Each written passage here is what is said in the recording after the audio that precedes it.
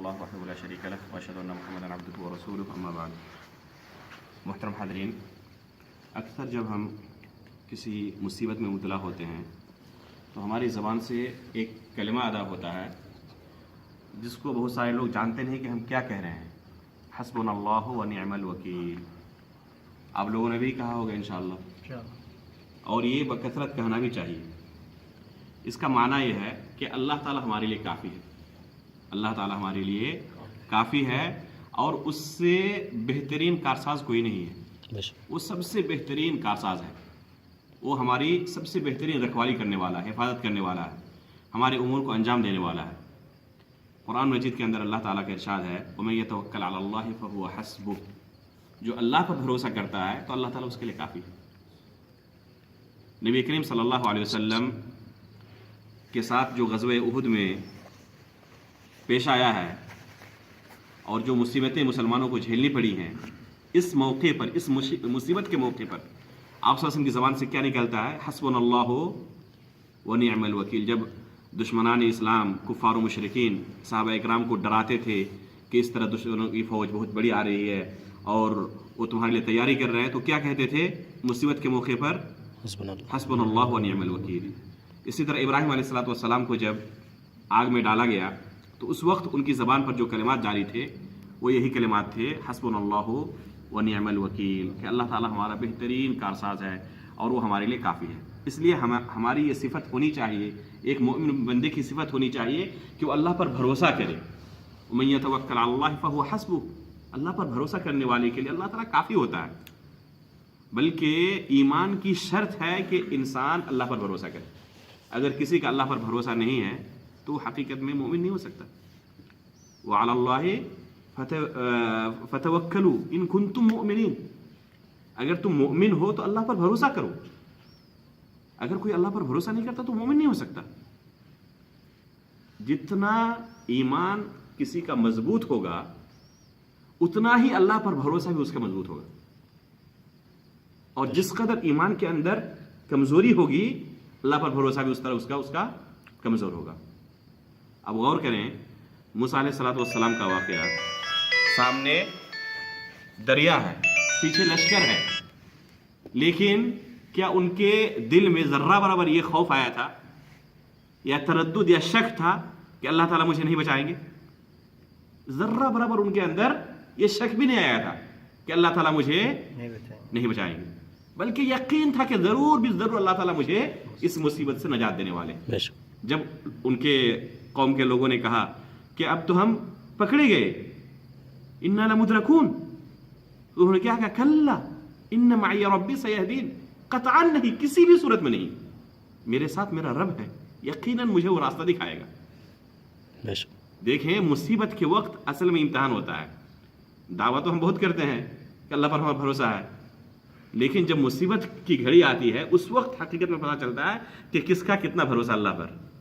نبی کریم صلی اللہ علیہ وسلم کا واقعہ یاد کریں، سفر ہجرت میں دشمن ایک دم غار کے منہ تک پہنچ چکے ہیں، اس کے باوجود اللہ کے رسول کیا فرما رہے ہیں کہ ان اللہ معنا، کہ ہمارے ساتھ ہمارا رب ہے، اللہ تعالیٰ، اور جن کے ساتھ اللہ ہو وہ کبھی برباد نہیں ہو سکتے۔ ابراہیم علیہ السلام کو یاد کریں، اپنی بیوی کو، اپنے بچے کو، اسماعیل علیہ السلام کو، اس مکے کی بے آب و گیا زمین میں جہاں پر کوئی نہیں تھا اس وقت، وہاں پر اپنے بچوں کو چھوڑ کے جا رہے ہیں، تو اس وقت ان کا اللہ پر کتنا بھروسہ ہے کہ اللہ تعالیٰ یہاں پر بھی ان کو رزق دینے والے ہیں اور یہاں پر ان کی حفاظت کرنے والے ہیں۔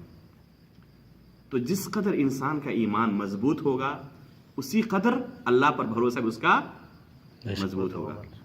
توکل کے تعلق سے، اللہ پر بھروسے کے تعلق سے بہت سارے لوگوں کے ذہن میں بہت ساری غلط فہمیاں پائی جاتی ہیں، اور بعض ایسی چیزوں کو وہ سمجھتے ہیں کہ میں اللہ پر بھروسہ کر رہا ہوں، لیکن حقیقت میں یہ بھروسہ نہیں ہے۔ اس پر تو ہمارا سب کا اتفاق ہے کہ دنیا کے اندر نبی پاک صلی اللہ علیہ وسلم سے زیادہ کوئی ایسا پیدا نہیں ہوا ہے جو اللہ پر بھروسہ کر سکتا ہو۔ اللہ کے رسول صلی اللہ علیہ وسلم دنیا کے اندر سب سے زیادہ اللہ پر بھروسہ کرنے والے ہیں۔ تو اللہ کے رسول کی زندگی ہمارے لیے آئیڈیل نمونہ ہے کہ کس طرح اللہ پر ہمیں بھروسہ کرنا چاہیے۔ بہت سارے لوگوں کو دیکھیں گے بیمار ہوتے ہیں لیکن علاج نہیں کرتے، اور کیا کہتے ہیں کہ اللہ پر بھروسہ، اللہ تعالیٰ ہمیں شفا دینے والے ہیں۔ کیا ان کا یہ کہنا کہ ہم اللہ پر بھروسہ کرتے حقیقت میں بھروسہ ہے؟ یہ ہمیں جاننے پہلے مسئلے کو سمجھنے کی ضرورت ہے. ایک صحابی رسول اللہ کے رسول کے پاس آتے ہیں اور کہتے ہیں کہ میرے پاس ایک اونٹنی ہے، تو اونٹنی کو پہلے باندھوں میں، اس کے بعد اللہ پر بھروسہ کروں، یا اس کو کھلا چھوڑ دوں اور پھر اللہ پر بھروسہ کروں؟ تو اللہ کے رسول کو کیا سکھا رہے ہیں کہ پہلے اس کو باندھو، اس کے بعد اللہ پر بھروسہ کرو. کھلا چھوڑ دے اور کہے کہ اللہ پر میرا بھروسہ ہے کہ میری اونٹنی کا اللہ بات کرے گا، تو اللہ پر بھروسہ نہیں ہے، یہ اس کی پاگل پنی ہے. کچھ اسباب ہیں، ان اسباب کو اختیار کرنے کی ضرورت ہے اور پھر اس کے بعد اللہ پر بھروسہ کرنے کی ضرورت ہے. توکل کا معنی یہ ہے کہ پہلے اسباب اختیار کیا جائے، اس کے بعد اللہ پر بھروسہ کیا جائے کہ اللہ تعالیٰ ان اسباب کے اندر تاثیر پیدا کرنے والا ہے. اگر اللہ نے تاثیر پیدا کی تو فائدہ ہوگا، تاثیر پیدا نہیں کی تو فائدہ نہیں ہوگا. اگر کوئی بیمار ہے تو اللہ پر اس کو بھروسہ کرنا چاہیے. کب؟ پہلے اسباب اختیار کرے، تب ڈاکٹر کے پاس جائے، علاج اختیار کرے، اس کے بعد اللہ پر یہ اعتقاد رکھے کہ اللہ تعالیٰ نے اگر اس دوا کے اندر تاثیر پیدا کی تو یہ دوا مجھے فائدہ پہنچائے گی. لیکن اللہ تعالیٰ نے اگر اس دوا کے اندر کوئی تاثیر پیدا نہیں کی تو چاہے ہم لا کے علاج کریں کوئی فائدہ نہیں ہونے والا. تو تاثیر پیدا کرنے والا اللہ تعالیٰ ہے. ابراہیم علیہ السلام کو آگ کے اندر لوگوں نے ڈال دیا. آگ کی تاثیر کیا ہے؟ کوئی بھی اندر داخل ہو تو جل کے مر جائے گا وہ. لیکن اللہ تعالیٰ نے آگ کے اندر تاثیر پیدا نہیں کی اور ابراہیم علیہ السلام کا کچھ بھی نقصان نہیں ہوا. تو ظاہری اسباب جو ہیں وہ اختیار کرنے کی ہمیں ضرورت ہے، لیکن اس کے بعد بھی یہ عقیدہ رکھنا پڑے گا کہ اس سبب کے اندر تاثیر پیدا کرنے والا اللہ تعالیٰ ہی ہے. اللہ تعالیٰ نے اگر تاثیر پیدا کی تب وہ فائدہ پہنچائے گا، اگر تاثیر پیدا نہیں کی اللہ نے تو کوئی فائدہ نہیں پہنچائے گا. دو شخص بیمار ہوتے ہیں، ایک ہی بیماری ہے، ڈاکٹر دونوں کو ایک ہی دوا دیتے ہیں، ایک شفایاب ہو جاتا ہے اور دوسرے کو کوئی فائدہ نہیں ہوتا، کیونکہ اللہ تعالیٰ نے اس کی دوا کے اندر تاثیر پیدا کی، اس کی دوا کے اندر تاثیر پیدا نہیں کی. تو یہ عقیدہ بھی رکھنے کی ضرورت ہے کہ اللہ تعالیٰ ہی تاثیر پیدا کرنے والے ہیں. جو اسباب ہم اختیار کرتے ہیں وہ 3 طرح کے ہوتے ہیں.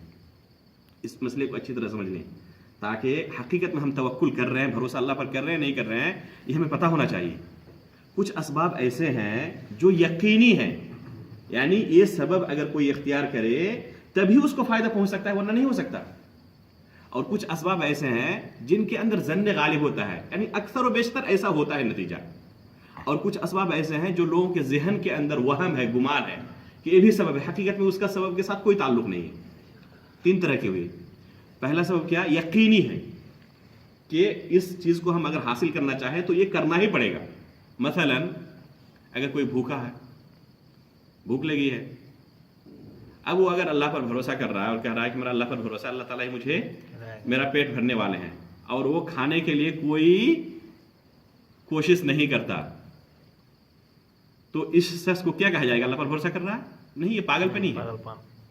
کسی کو بچے کی بہت خواہش ہے کہ اللہ تعالیٰ میرے بھی بچے پیدا کرے، مجھے بھی بچے دے، لیکن شادی نہیں کر رہا ہے، شادی سے دور ہے اور بچے کی خواہش بھی کر رہا ہے. جو اسباب ہے اسباب اختیار نہیں کرتا اور کہہ رہا ہے کہ میرا اللہ پر بھروسہ، اللہ تعالیٰ مجھے دینے والے ہیں. تو یہ توکل اللہ پر نہیں ہے، بھروسہ نہیں ہے، بلکہ پاگل پنی ہے یہ. تو جو یقینی اسباب ہیں ان اسباب کو چھوڑنا اللہ پر بھروسہ کرنا نہیں ہے، بلکہ ان اسباب کو چھوڑنا پاگل پنی ہے، حقیقت میں جنون ہے. یہ وہ سمجھتے نہیں دین کو اور وہ اللہ پر غلط الزام باندھتے ہیں کہ اللہ تعالیٰ پر میں نے بھروسہ کیا اور مجھے فائدہ نہیں ہوا. حقیقت میں وہ بھروسہ کرنا ہے ہی نہیں. کچھ اسباب ایسے ہیں جو ظن غالب پر محمول ہیں، یعنی اکثر و بیشتر اس سے فائدے پہنچتے ہیں، بس اوقات نہیں پہنچتے. ان اسباب کو چھوڑنا بھی توکل نہیں ہے. جیسے اگر کوئی شخص بیمار ہو تو علاج اختیار کرنا، رزق کی ضرورت ہے تو اس کے لیے ہاتھ پیر مارنا، تجارت کرنا اور بھی جو دوسرے راستے ہیں، تو یہ اسباب ہیں لیکن یقینی نہیں ہے، لیکن اکثر و بیشتر ہوتا ہے. جو تجارت کرتے ہیں اس کو فائدے ہوتے ہیں، جو ڈاکٹر کے پاس جاتا ہے علاج اختیار کرتا ہے وہ شفا ہو جاتا ہے اس کو، لیکن کنفرم نہیں ہے کہ ہو ہی جائے.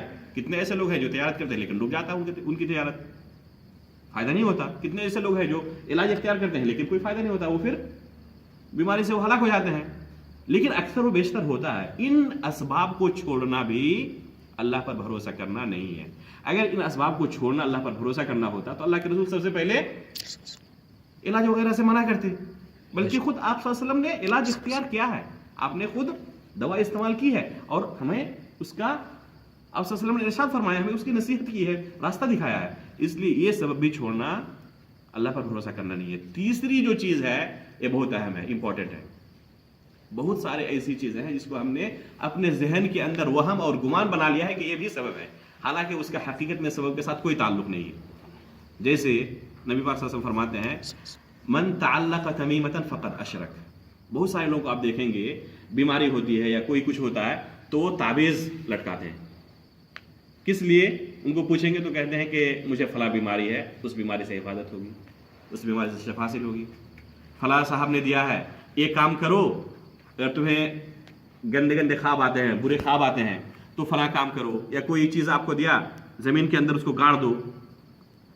یعنی جس کا بیماری کے ساتھ کوئی تعلق نہیں. تو ایسی چیزوں کو بھی بہت سارے لوگ سبب سمجھتے ہیں کہ اگر ہم نے یہ اختیار کیا تو اس سے ہمیں فائدہ ہوگا. یہ بہت سارے لوگوں کے سر پر دیکھیں گے آپ ابھر جاتا ہے, کچھ پھول جاتا ہے, اس کو لوگ آب کہتے ہیں. ہمارے یہاں کے ایک اس طرح کے طبیب ہیں, انہوں نے ایک صاحب کو مشورہ دیا کہ اتوار کے دن جو ناریل کا یہ ہوتا ہے نا, اس کو ڈاب کہتے ہیں, آپ لوگ پتہ نہیں کیا کہتے ہیں اس کو. تو ناریل وہ کیا کرنا پڑے گا, اتوار کے دن تم دریا میں بہا دو, تمہارا وہ ختم ہو جائے گا. اب بتائیے کہ ناریل کے ساتھ اس کا کیا تعلق ہے؟ اس کو انہوں نے سبب سمجھا ہے کہ اس سے ہمیں فائدہ ہوگا, لیکن حقیقت میں کوئی اس کا تعلق نہیں ہے, وہمی ہے. یہ ان اسباب کو اختیار کرنا حقیقت میں ناجائز ہے, بلکہ اس شرک کے مرتبے تک بھی پہنچ سکتا ہے. جیسے اگر کوئی تعویذ و گنڈا اختیار کرنے لگے, من تعلق تمیمۃ فقد اشرک, جس نے تعویذ و گنڈا اختیار کیا وہ تو شرک کیا. تو ہمیں ان اسباب سے بچنے کی ضرورت ہے. پہلا سبب اور دوسرا سبب اختیار کرنے کی ضرورت ہے, اور اس تیسرے سبب سے بچنے کی ضرورت ہے.